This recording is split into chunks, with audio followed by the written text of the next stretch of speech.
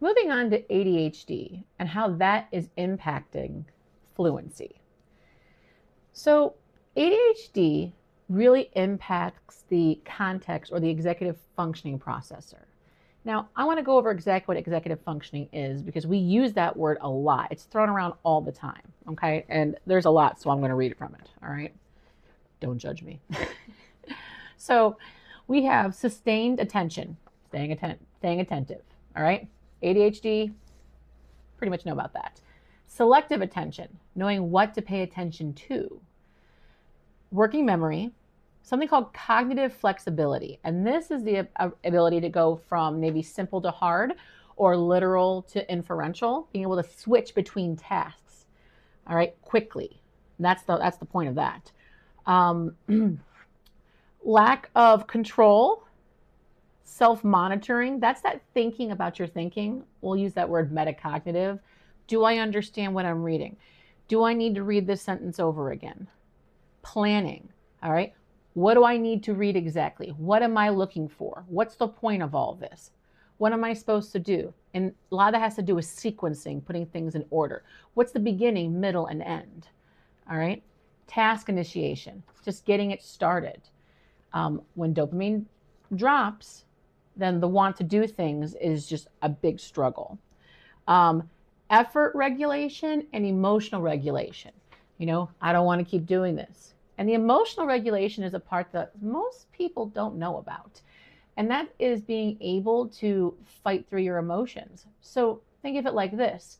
You're reading something very hard and you're like, oh, this is rough. I feel stupid. I can't do this. I don't want to do this. Executive functioning kicks in and goes, you know what? I have to get this done. This is getting me from point A to point B.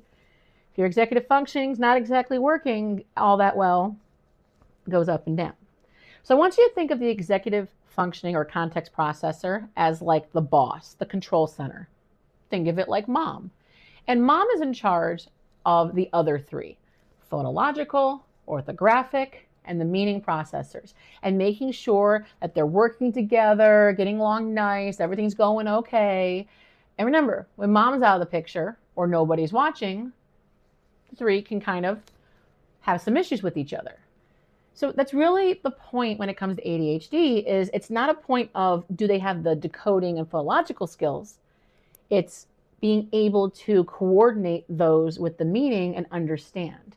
So a lot of times kids will be skipping words, skipping phrases, losing their place, not understanding what they're reading. Prosody gets impacted quite frequently because they skip periods. They're just reading the words. There's no meaning in it. It's monotoned, or they're just not focusing as they're going. It's not getting in.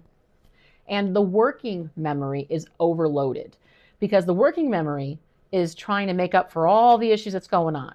So when we have something called cognitive overload, that's mental overload, it tends to look a lot like giving up, not being attentive, not starting tasks, not wanting to do things.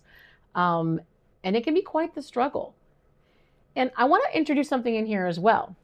Now there's going to be a word called comorbidity, and that means the ability for two things to happen at once.